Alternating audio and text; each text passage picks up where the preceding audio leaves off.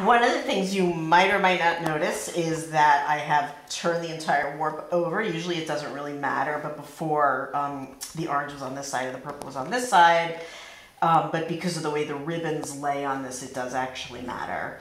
If you look here, well, let's talk about ends per inch. So there's something in weaving called ends per inch, and what that means is how packed together the threads in your warp are. It's a little bit like if you knit, it's like your gauge in knitting. You know, if you have a skinny yarn, you're gonna want more threads in every inch. If you want a lighter weight drapey piece of fabric, you'll want less threads, right? If you want a heavier piece of fabric, you'll want to put those threads a little bit closer together. Heavier yarns a little bit further apart. This is a chenille, which has a whole different structure. I set, it's called S-E-T-T. I set my chenille at 16 ends per inch. So if you remember that 168 threads from before, well, 168 threads, if I've got 16 threads in every inch, on the loom, that piece is going to be 100, it's going to be 10.5 inches wide. All right, so I have to spread out this warp in some way that's going to give me 16 ends per inch. And the reeds, these come in and out. And if you compare, if you look at these close together, right, this one, these metal things, the spaces are bigger, and in here the spaces are smaller. This one, these are called dents per inch, and this is an 8, and this is a 12. So in every inch, this one has 12 little dents, and in every inch, this one has 8. So what I'm going to do is I'm going to use the 8, but I'm going to put 2 in every hole, and that's going to give me 16 ends in every inch. Screws.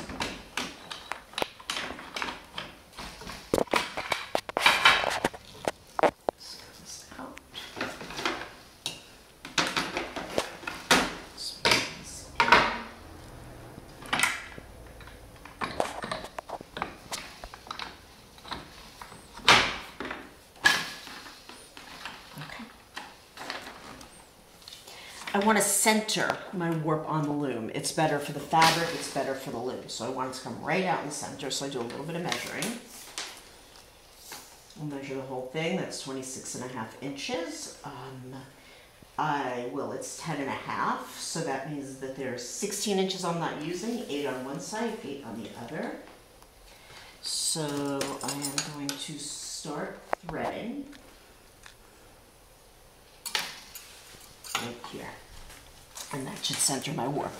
Now remember when I was winding the warp and I was holding 2 threads at a time, and I've got those 2 threads. If you look here, the cross makes it so you can pull off the threads in the order that you put them on, right? 2 threads, 2 threads, 2 threads, 2 threads, okay?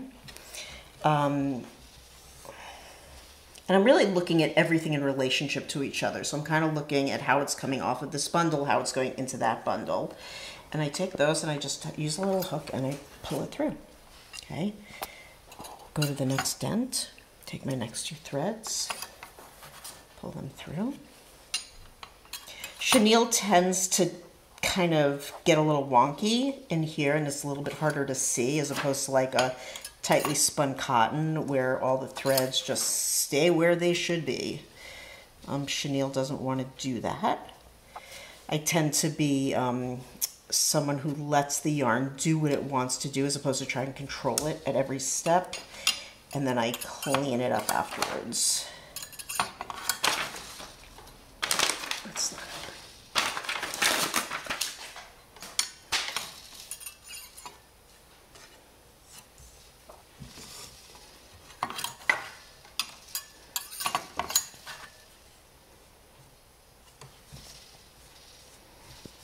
I'm going to go through the pattern once. I'm going to go through the browns, the purples and the browns, so we can at least get a little bit of a look at what they all look like laid out close together. And you never really know until, not just until you put the weft through it, because that's going to change things. Oh, I skipped one. But you never really know until a piece is washed how the colors are going to interact and all the yarn just softens up and moves into each other. And it goes from being a set of threads in one direction and a set of threads in the other direction to like a cohesive whole. And then the glory of the colors come shining through.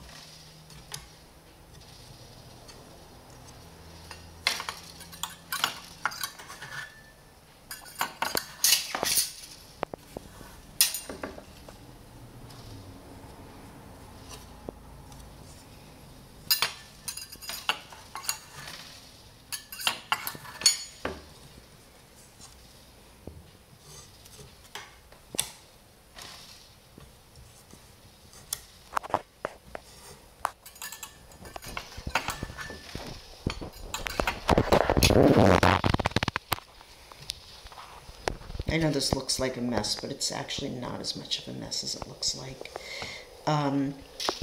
We're going to do the cooking show thing in a moment, where we'll come back and the thing will be coming out of its next step. But if you take a look, those are kind of how the colors lay in together.